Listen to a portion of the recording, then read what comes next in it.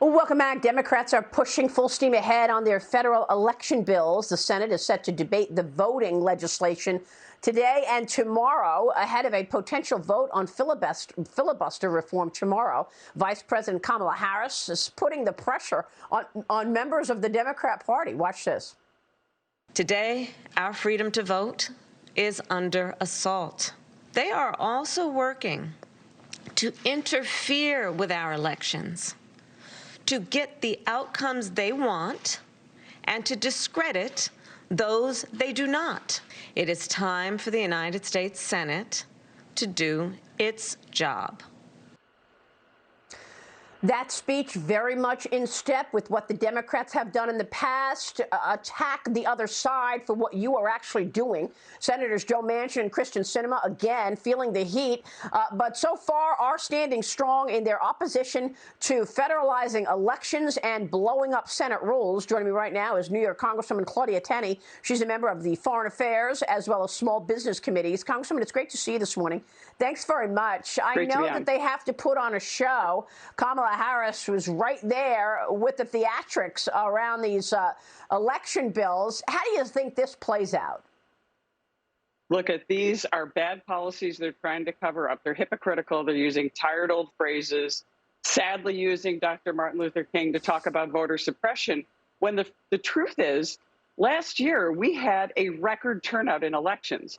The Republicans retained every seat of incumbents in the House, plus we gained 15.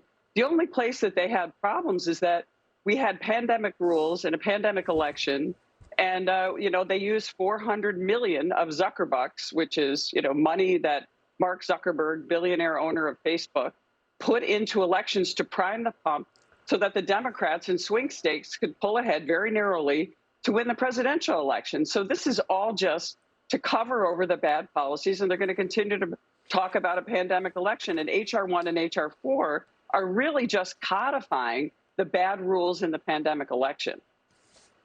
It's pretty extraordinary to me what's going on, and I know that the government runs out of money February 18th, so you've got the continuing resolution that funds the government expiring in just a few weeks. Maybe they will turn their attention to what matters to the American people, but to see the Democrats continuing to jam through a vote, knowing that they have no Republican support, they have at least 2 Democrat senators who are saying, no way, I'm not voting for this, and you have poll after poll, the American people rejecting this Build Back Better agenda, and yet they're going forward with what they want done.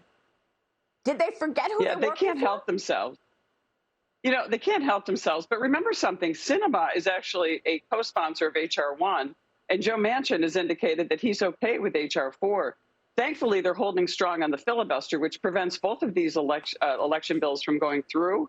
And the interesting thing is, if you want to look at it like just as an analogy, think about this. The Democrats, when it comes to these bills and when it comes to running government, they want to call the toss of the coin, and they have a coin that has heads on both sides, so they get to call heads. They really want to rig the entire system so that they control everything. And I think if I direct you to something that Joe Biden said on sort of like an open mic where he randomly walked up and sort of talked into a mic last week, he said it's not he basically paraphrased, one of Joseph Stalin, a murderous Soviet dictator's comments about it's not who votes, it's who counts the votes. Because remember, he said over and over, it's who counts the votes, it's who counts the votes. That's a scary thing coming from the president of the United States, the leader of the free world. And so the Democrats really don't care about anything but raw power and taking over this country. Well, what do they make of the fact that we're seeing a shift in Americans' preferred political party? At the start of the year, Democrats held the advantage at 49% Democrats versus Republicans. By the end of the year, it was a reversal. 47% of Americans preferring the Republican Party over the Democrat Party. It's the first time we've seen this with the Republicans on top since 1995, Congresswoman. Is this yet another example that voters are rejecting the policies that the Democrats are selling? Absolutely. That's why the Democrats are so furiously getting behind these voter election changes, to try to secure a victory, even if the policies are unpopular. Look how unpopular vaccine mandates are and those things and how authoritarian they are. But the Democrats continue to buckle down on those. Look at Kathy Hochul, governor of New York. They just won't quit. I mean, last night I was in a restaurant in D.C.